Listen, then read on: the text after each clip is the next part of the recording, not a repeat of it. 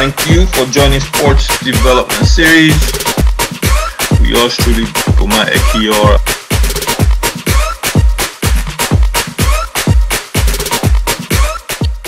Sports Dev Series is sponsored by Arewa Baobab Fruit Powder, one of the most nutritious substances on the planet. Get your Baobab Fruit Powder from arewabaobab.com.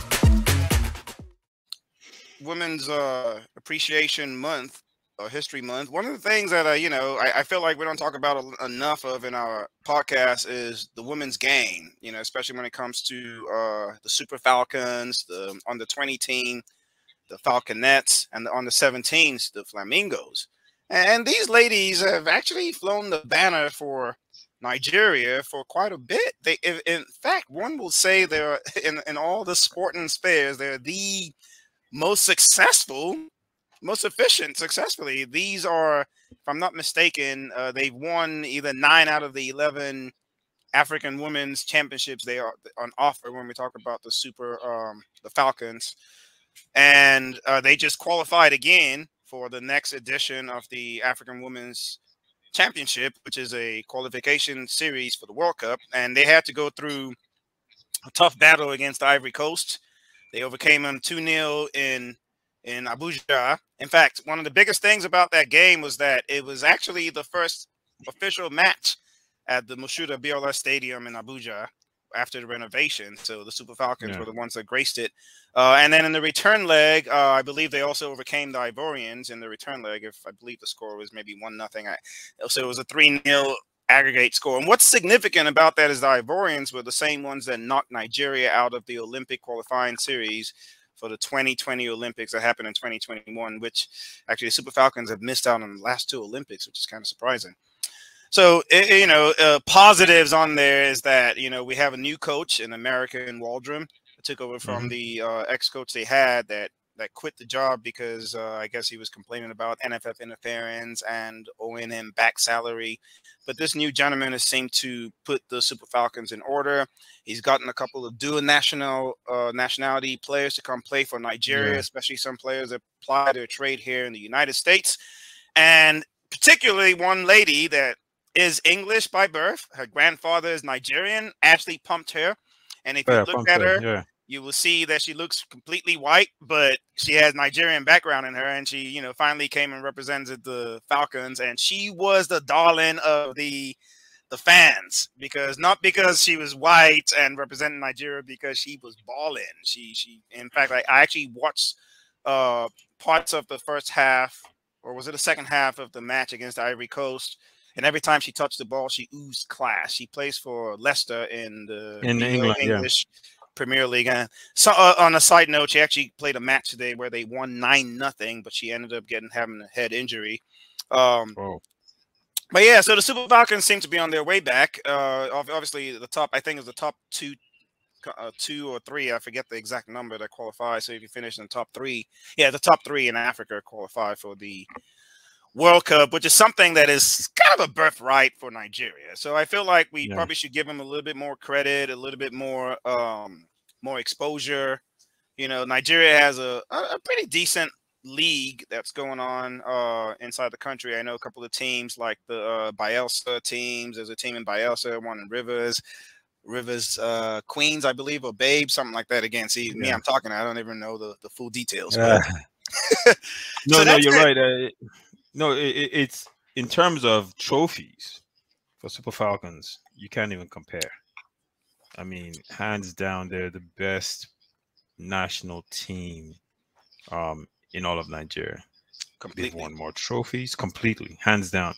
They're the best. I would say they're the most successful team in sports in Africa. Without a doubt. Without a doubt.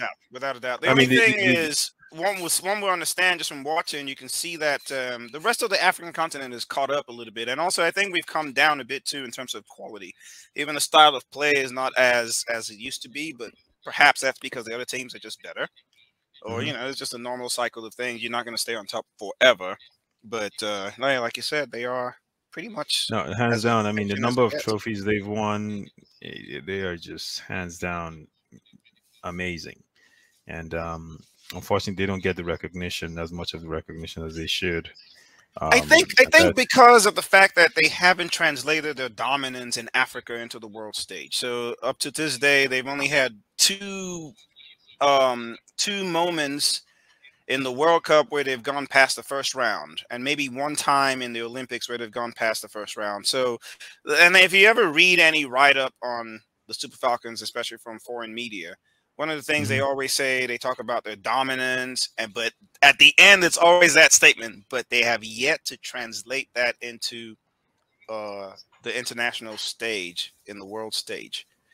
All right, so this is why we hired, you know, a lot of people, there were some concerns about hiring Waldron, a man, to coach this team, a foreigner, an American, because they were saying, why don't you give the job to one of the ex Super Falcon players? Like, at this point, we have enough experience, because our girls play all over the world. We have Oshala playing in Barcelona. She was the leading scorer in La Liga Femenine this year. Wow.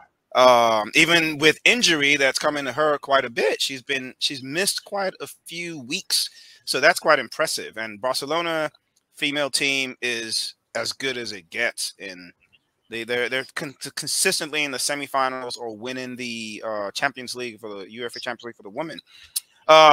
And a host of other players that we have that are worldwide are scoring goals week in, week out, or starting playing. So our girls are not second class to anybody, but we just don't translate that to winning these games at the World Cup and stuff like that. Because countries like USA, Norway, Germany, Sweden, Japan, even Canada, Australia, those countries are miles ahead of Nigeria when it comes to the women's game. And I don't know why. I'm not really sure exactly why. Well, I think it's primarily because they put more emphasis and more investment into the game. You know, I'll give you an example. Like US and Canada have some of the highest female players registered to play soccer at the youth level in the world, right? So, and then you have the college system with the college scholarships. So you have a lot of young girls playing soccer early. It's a huge thing. They play leagues. They play a lot of soccer before they even get to a certain age, and then they play college soccer, and then you have the leagues now with the NWSL, right? So you have a system that's already established across the board where the cream is going to rise to the top, right? And you're going to have the best of the best, and they compete on a regular basis.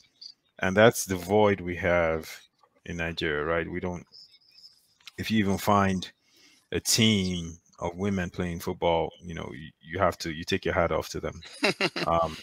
Facts, because it's just rare, you know, and people haven't really gotten behind it, and the youth development for young girls is not pushed as much. I mean, most of these players, like you talked about Asisat, you know, most of them, they tell you their stories about, you know, the challenges they had to fight against just so they could keep playing. You know, it'll shock you, but right, that's the challenge, and that's why if we're able to really get behind them, especially considering, you know, despite all this challenge, they've won the most trophies in Africa. They keep winning. So, which maybe says something about the rest of Africa itself. Maybe maybe in fact, because I remember when they first started out. I remember being a kid and just watching the women play, and back then we used to beat teams 10-0, 8-0. You know, teams like Ghana was like the only country that could even maybe rub shoulders with shins. So that means instead of collecting 10, they collected 4 or 5 instead. And we're talking about home and away, because we were just so much better. You know, we had players like Ekiyor, Kosieme, the sister of Mercy Akide. Mercy Akide. And those guys, those girls were trendsetters, man. They just seemed large.